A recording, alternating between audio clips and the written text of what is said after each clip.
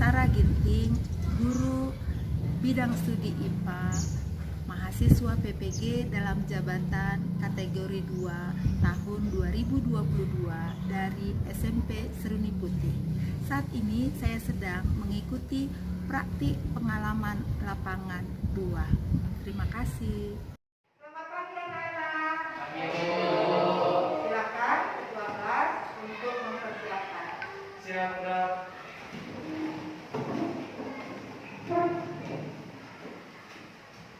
Sebelum kita mulai pembelajaran, alangkah baiknya kita mulai berdoa. Mari teman-teman kita berdoa menurut agama dan kepercayaan masing-masing. Berdoa dulu. Berdoa selesai. Memberi salam.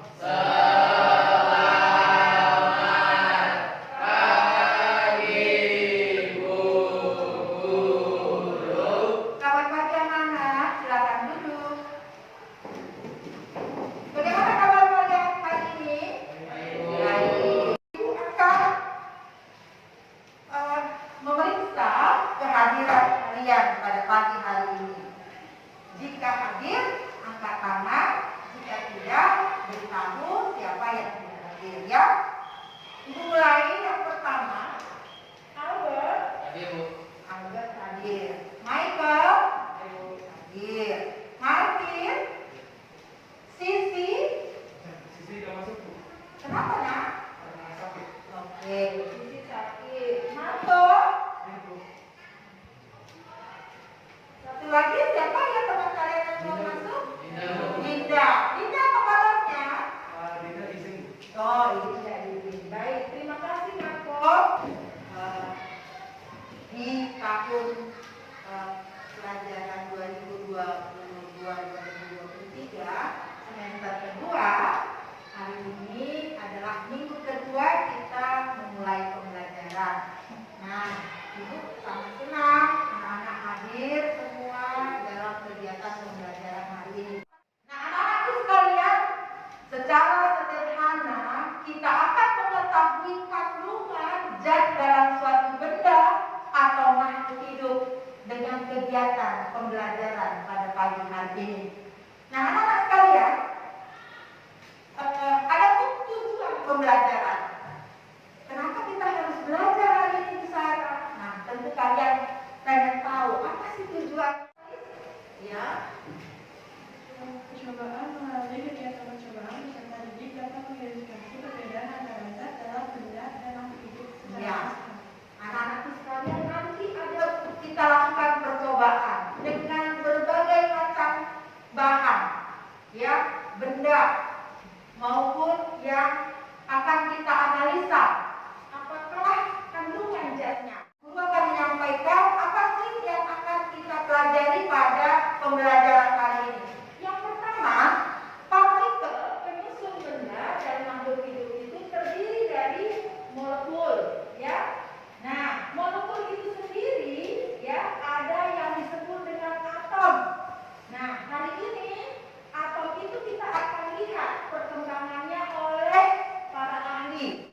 Sebelum kita memulai pembelajaran pada pagi hari ini, Ibu akan memberikan pretest untuk mengukur kemampuan pengetahuan kalian tentang pembelajaran kita sebelum masuk kepada materinya. Ibu Sarah akan mengirimkan Google Form melalui grup kelas 9. Silakan dijawab pertanyaannya, tulis nama, kelas kalian, ada pertanyaan di sana, kalian boleh jawab. Ibu berikan waktu selama 5 menit. Bagaimana kamu dapat mengetahui materi yang ada di sekitarmu mengandung zat yang berbeda? Itu pertanyaannya. Untuk menjawab itu, kita akan melakukan aktivitas, ya, melalui lembar kerja peserta didik. Nah, sekarang Ibu akan membagi kalian berdasarkan kelompoknya. Kelompok 1, Albert, Peter, Martin, Chris. Itu adalah kelompok 1.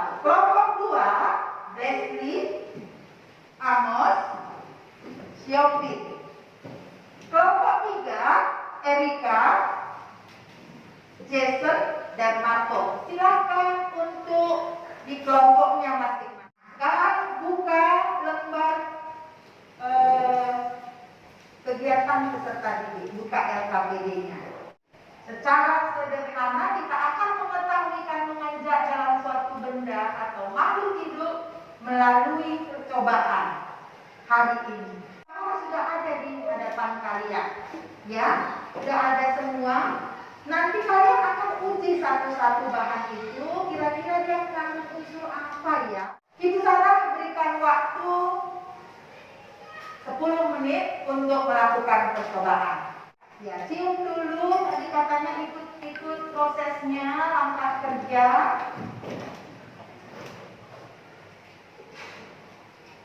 Ikuti prosedur kerjanya, nak. Buka LK-nya. Nah.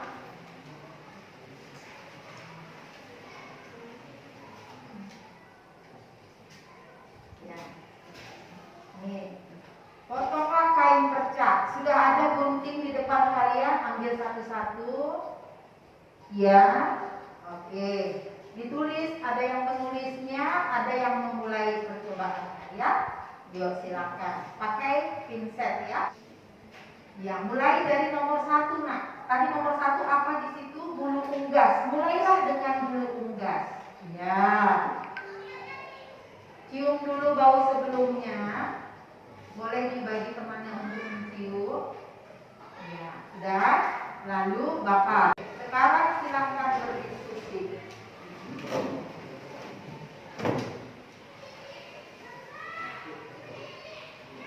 Ya.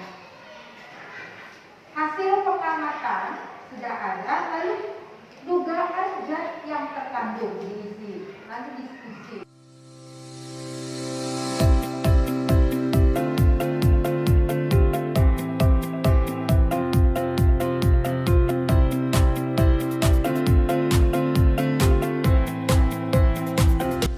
Baik, kalau sudah, sekarang kita minta kelompok 1 untuk mempresentasikan hasil diskusi kelompok dan kesimpulannya.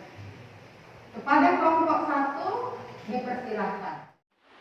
Kami dari kelompok 1 akan menyampaikan hasil diskusi kami dengan mempresentasikan pembelajaran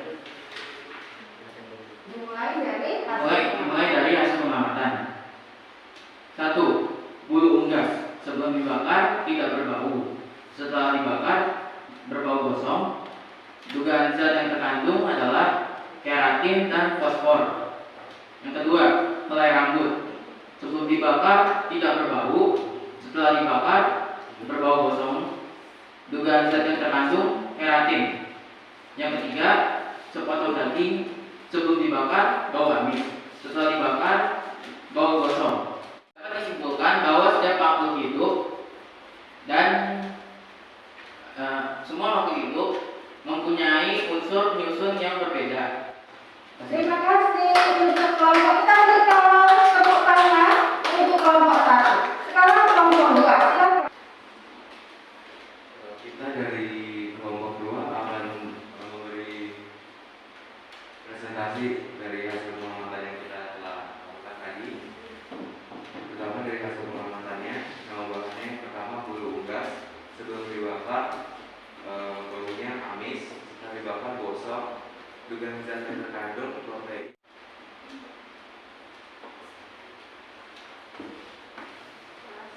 Nomor 4, plastik yang terkandung.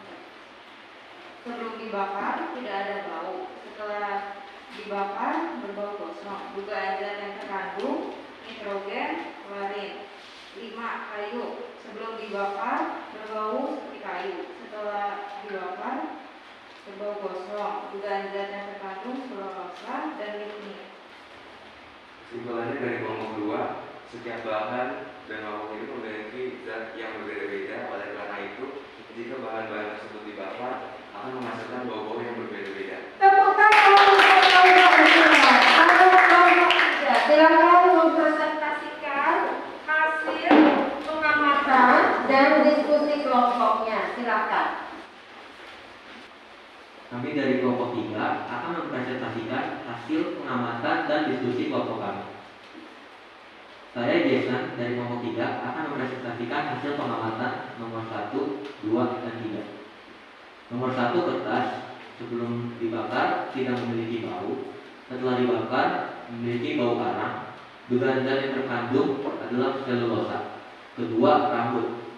Sebelum dibakar tidak ada bau. Setelah dibakar memiliki bau arang. Dugaan zat yang terkandung adalah keratin. Yang ketiga, daging. Sebelum dibakar tidak ada bau. Setelah dibakar memiliki bau gosong, dan dugaan zat yang terkandung adalah serabut kontagen dan serabut keratin. Kesimpulan dari kelompok kami adalah setiap zat yang terkandung dalam bahan yang berbeda akan menghasilkan bau yang berbeda dan memiliki ciri khas yang berbeda. Baik, tepuk tangan untuk kelompok 3, silakan duduk. Nah, anak-anakku sekalian, hasil pengamatan untuk bulu unggas dan sampai karet itu, ya sebenarnya tidak ada baunya kalau secara kita menciumnya. Tetapi setelah dibakar, ternyata anak-anak ini coba lihat di hasil pengamatan kalian. Mari kita sesuaikan antara yang ada sama Ibu Sarah dan yang kalian punya. Mari kita sinkronkan. Nah, untuk bulu unggas, rambut, dan sepotong daging tadi setelah dibakar rasanya seperti bau arang ya. Nah, lalu ketika plastik dibakar itu menyengat. Kayu, kertas, daun, dan kayu kecap ketika dibakar maka memiliki bau yang hampir sama. Mungkin kalian juga tadi akan sudah buktikan ya, sama ya. Nah, dapat disimpulkan ya, mari sama-sama kita cek kesimpulannya. Tadi kelompok hampir semua menjawabnya bahan yang berbeda tersusul oleh zat yang berbeda. Hampir sama tadi kelompok mengatakan. Lalu yang kedua, zat-zat yang berbeda mempunyai perbedaan jumlah dan jenis atom penyusunnya. Nah, kita coba untuk menguji kembali post-test. Ya, mari silakan dibuka Google Form-nya. Bagaimana pengetahuan kalian sebelum dan sesudah mengikuti pembelajaran? Sekarang kita masuk kepada refleksi setelah percobaan. Adakah yang mau merefleksikan hasil pembelajaran kita hari ini? Ya, silakan. Saya Martin, saya dari kelompok 1 akan merefleksikan tentang hasil pembelajaran pada hari ini.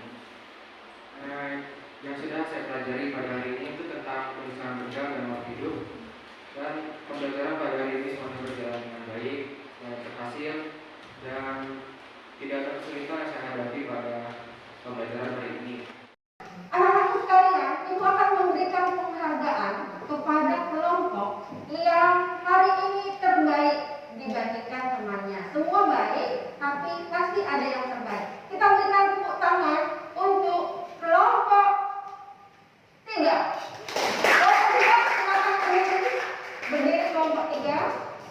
Ya, ini kelompok 3 yang hasil pengamatan dan kesimpulannya terbaik pada pagi hari ini. Terima kasih Nakku, silakan duduk. Tepuk tangan ya.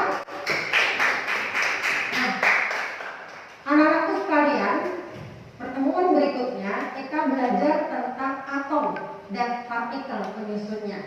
Maka di rumah kalian buka kembali buku pembelajarannya supaya ketika kalian akan mengikuti pembelajaran atom dan partikel penyusunnya, yaitu teori atom, ada teori atom Rutherford, ada Niels Bohr dan lain sebagainya, kalian belajar dulu terlebih dahulu.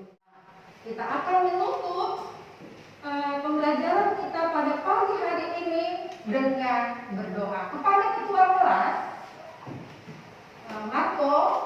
Siap, Dok.